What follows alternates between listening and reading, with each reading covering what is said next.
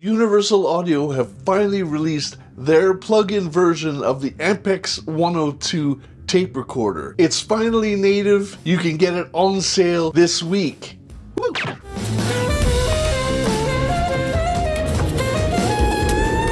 So Universal Audio finally released their Ampex 102 tape emulator in the native form so that anyone can now use it. It's one of the UAD plugins I've been waiting for the longest. I got all the usual ones straight away, the LA2As and the 1176 and so on. That stuff I bought right away. I was always wondering why they hadn't put the 102 native, meaning that anyone can use it with any DAW without having to use the little UAD boxes in order to run the program. The Ampex 102 basically allows you to have 4 different tape speeds here, and then it's also got 4 different tape emulations over here. We were normally on 456 half-inch, so you can change the type of tape that you're using, you can change the input values, and also you can change the size of the tape to 1 inch, half-inch, or quarter-inch. Close or open. This is the little trick that Mark Daniel Nelson uses, which is to take the high shelf here and give it a little bit of a boost. It is a tape emulator. You know, it does what it does. Any of the tricks that you used to be able to do with the 102, you could do with this.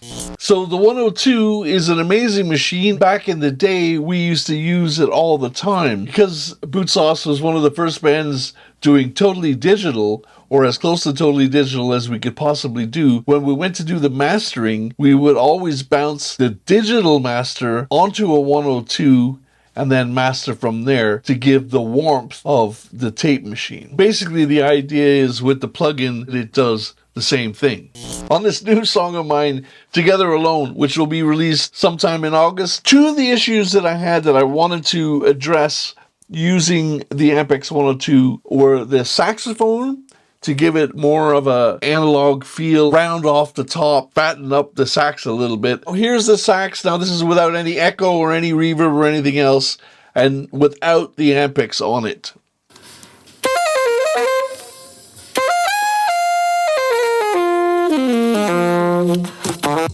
This is with the Ampex on now.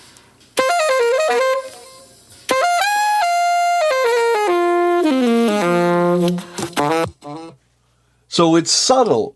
What I'm enjoying about it is cutting off some of the really crispy top end, just giving it enough grit that it sounds more like what you would expect a saxophone to sound like. The Vintage Soul preset, taking the heads here and change this to put the record head up to full to get the sound that I'm looking for. Here it comes again.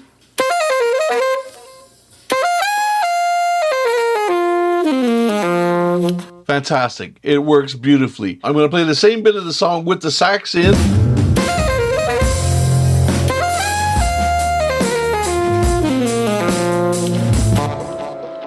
Okay, now I'm going to play it the Ampex in.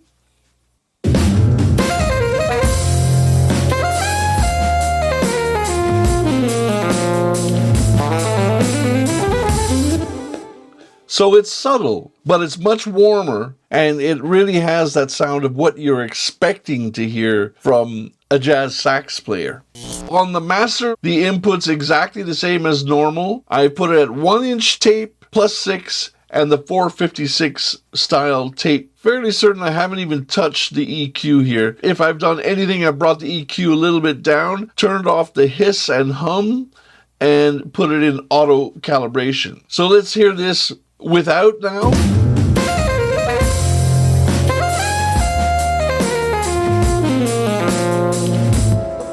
Okay, now I'm going to pop it in.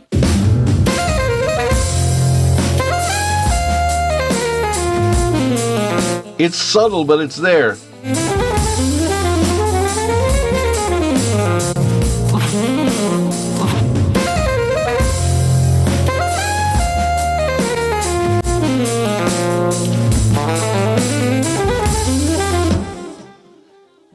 It's giving me a little bit of the tape feel. It's not adding so much that it's getting in the way of the song. Just to add like a 1% or a 2% of something that would actually make it sound better. I have that on 15 IPs as well. I'm loving this plugin. It should be in everyone's arsenal. It's actually on sale at the moment.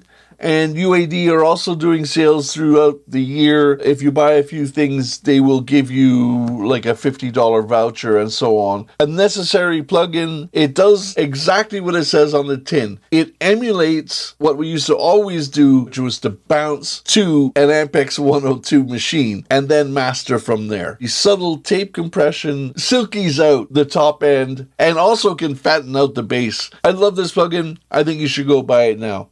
The new song, Together Alone, I'm hoping to have out on the 14th of August. Keep your ears out for that. David Binney, once again, plays a fantastic solo over the top of this thing. I hope you enjoy it, and we'll see you next week.